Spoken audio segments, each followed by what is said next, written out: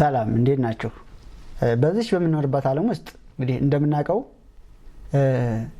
እምንወዳቸው ጓደኞቻችን፣ ታላላቆቻችን፣ ታናናሾቻችን፣ እህቶቻችን፣ ወንድሞቻችን፣ እናቶቻችን፣ አባቶቻችን፣ ታላላቆቻችን፣ መምህሮቻችን የሚያስተምሩን፣ የሚመክሩን፣ የሚገስጹን ወደ መጥፎ ነገር እንዳንሄድ የሚመክሩን፣ የሚከለክሉን ምሳሌ የሆኑን አርአያ የሆኑን ሰዎችም ትላልቅ ሰዎች የሆነ ሰዓት ላይ ይጠፋሉ፣ የሆነ ሰዓት ላይ አይኖሩም። የሆነ ሰዓት ላይ ሲመክሩን የነበረው ምክራቸውን ደግመን አናገኘውም። አንድ ጊዜ የሆነ ጊዜ ያየናቸው ለመጨረሻ ጊዜ ሊሆን ይችላል ያየናቸው፣ አናገኛቸውም። መሄጃ ጊዜያቸው በደረሰ ጊዜ ይሄዳሉ፣ ይጠፋሉ። የዛኔ እኛ ከማን ጋር ነን? የዛኔ እነሱ ሲሄዱ እኛ ብቻ እንቀራለን። ከማን ጋር ነው የምንቀረው? ከኛ ጋር የሚቀረው የማይጠፋው እኛም ጠፊ ነን አይደለ? ቀጣይ እንጠፋለን። እነዚህ የምንወዳቸው ሰዎች ሲጠፉ ሲሄዱ ከኛ ጋር የሚቆየው ይችን ዓለም የፍጥረታት ሁሉ ባለቤት የሆነው የዓለም ገዢ የሆነው የዚህ ዩኒቨርስ ገዢ የሆነው ጌታ ኢየሱስ ክርስቶስ ብቻ ከኛ ጋር ይቀራል ማለት ነው። እኛም እንሄዳለን። እኛም ፈጣሪ ልቦና ሰጥቶን፣ ማስተዋሉን ሰጥቶን፣ አስተዋይ ልቦና ሰጥቶን፣ ጥበብን አድሎን እኛም ጓደኞቻችንን ለመምከር በቅተን፣ ጓደኞቻችንን ገስጸን፣ ከነሱ ተምረን፣ እነሱን አስተምረን፣ እርስ በርሳችን ተማምረን ጥሩ ላይፍ አሳልፈን እንሄዳለን። የቀሩት እግዚአብሔር ከነሱ ጋር ይቀራል። ጌታ ኢየሱስ ክርስቶስ ከነሱ ጋር ይቀራል። ህይወት ቀጣይ አይደለችም። ህይወት ምድራዊ ህይወት ማለት ነው። ቀጣይ አይደለችም፣ ዘላለማዊ አይደለችም። የሰው ልጅ ዘላለማዊ አይደለም። የሰው ልጅ እዚች ምድር ላይ የሚኖር ነዋሪ ፍጥረት አይደለም።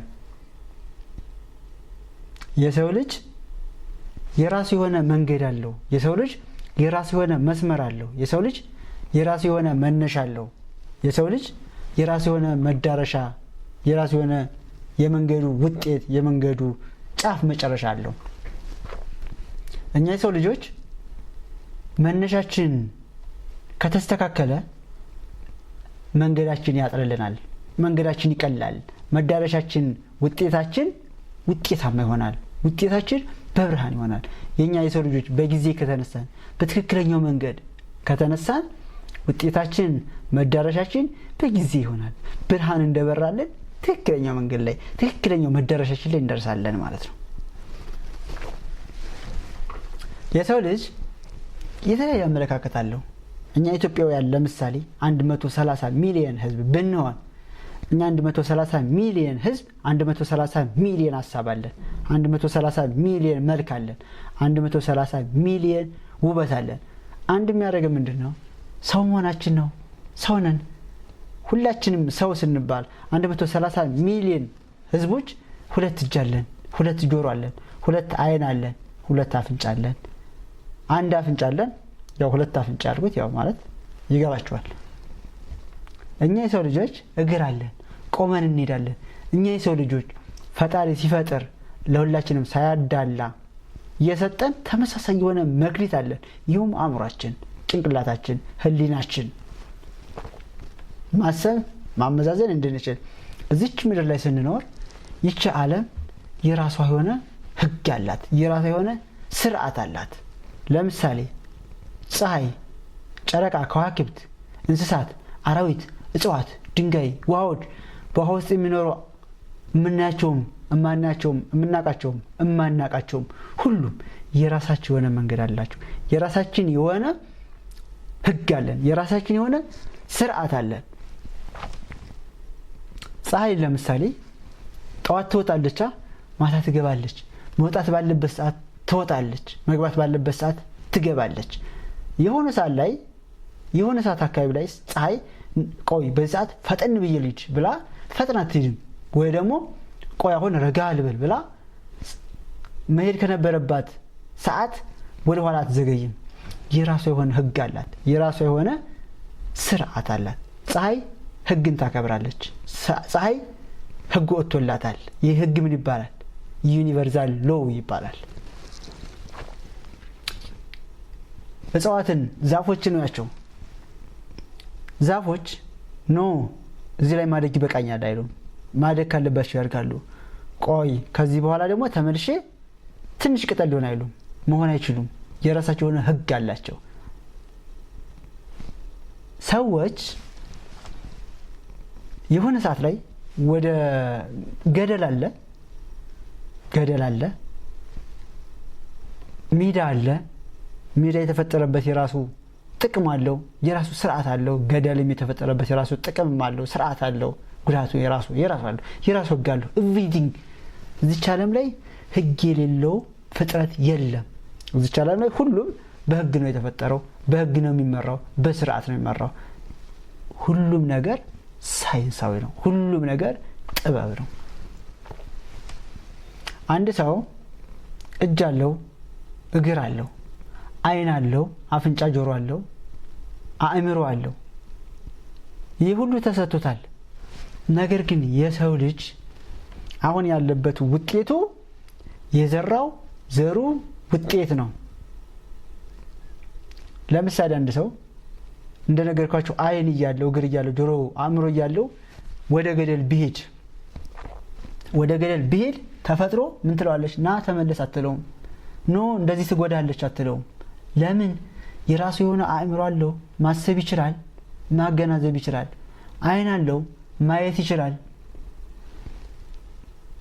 ዝም ብሎ ከሄደ ገደል ይገባል።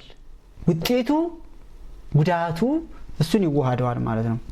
ነገር ግን አይን አለው አይደለ? አይቶ አእምሮ አለው፣ አሰላስሎ ይሄ ይጎዳኛል ብሎ ተመልሶ አቅጣጫውን ከቀየረስ ውጤቱ እሱን አይጎዳውም፣ ተርፏል፣ ድኗል። ባጭሩ ምን ልላችሁ ነው? ይህች ዓለም ህግ አላት። በዚህ በዓለም ውስጥ በዚህ በዩኒቨርሳል ሎው ውስጥ የሚኖር ማንኛውም ፍጥረት ህግን ተከትሎ ይሄዳል። ምርጫው የራሱ ነው። ለምሳሌ በዝቅታት መንገድ ላይ ከሄደ የመጨረሻ ዘቅጦ ይቀራል። በብርሃን መንገድ የሚሄድ ከሆነ አቅጣጫውን አስተካክሎ የሚሄድ ከሆነ ትልቅ ደረጃ ላይ ይደርሳል። ጥበብን የተሞላ ይሆናል። እንደውም በቃ እስከ ትልቅ ፈጣሪን ራሱ ይገዳደራል። አእምሮ ብሩህ ይሆናል። ለምን? ምርጫው በጎ ነው፣ አካሄዱ በጎ ነው፣ ህጓን ተከትሎ ነው ሄደው። እኔ እንደማስበው ጌታ ኢየሱስ ክርስቶስ ወደዚህ ዓለም መጥቶ በመስቀል ላይ ተሰቅሎ አዳምን በደል ተሸክሞ እሱ ተገርፎ እሱ ተሰቅሎ ሞቶ ህይወትን ለኛ ሰጥቶናል። እሱ በሄድንበት መንገድ እሱ በሄደበት መንገድ እንድንሄድ መንገድን ከፍቶልናል። እኔ ግን ሳስበው ኢየሱስ ክርስቶስ በዛ በመጨረሻው ዘመን እሱ ፈራጅ አይመስለኝም። ለምን በሉኝ? እኛ የሄድንባት እኛ የጠነሰስናት ዓለም ራሷ ዓለም እኛ የኖርንባት ዓለም ራሷ ተከሰናለች። ህጉ ራሱ ነው የሚከሰን። ለምሳሌ አንድ ሰው መግደል ለህሊናው ራሱ እረፍት የለውም። ሰው ቢገድል ለህሊናው እረፍት የለውም። በቃ በሰላም አይኖርም ሁሌ። ምክንያቱም የዛ የሰውየው ደም ይወቅሰዋል። እንደነገርኳችሁ ዓለም በህግ ነው የተሰራችው። ህጉ አእምሮ ራሱ ይከሰዋልና ኢየሱስ ክርስቶስ መጨረሻ ላይ እሱ ሳይሆን ዓለም የምትፈርድብን ይመስላል። ህጉ ራሱ ነው የሚፈርድብን። ለምን? ዩኒቨርሳል ህግ ማለት ራሱ ፍትሃዊ ነው። ራሱ ህጉ ፈራጅ ነው። ሶሻል ሎው የሚባለው የሰው ህግ ምንድነው? ፍርድ ይፈርዳል። ፍትህ ግን የለውም። ፍትህ በጭራሽ ነው የለውም። የሰው ህግ ራስን ተደግፎ ራሱን ችሎ መቆም አይችልም። የሰውን ህግ መደገፍ አይቻልም። የሰው ህግ መደገፍ ሸንበቆ መደገፍ ማለት ነው። የሰው ህግ ራሱን ችሎ አይፈርድም። ምክንያቱም የሰው ህግ የሚፈርዱት ህጉን ያወጡት ሰዎች ናቸው። ህጉን መሰረት አድርገው የሚፈርዱት ህጉን ሲፈልግ ህጋዊ ማድረግ ይችላሉ። ህጉን ሲፈልጉ ህገወጥ ማድረግ ይችላሉ። ያኛው ህግ ግን ሚዛናዊ ነው፣ ፍትሃዊ ነው። ህጉ ራሱ ህጉ ይፈርድብናል። በህጉ እንድንሄድ ፈጣሪ ይርዳል።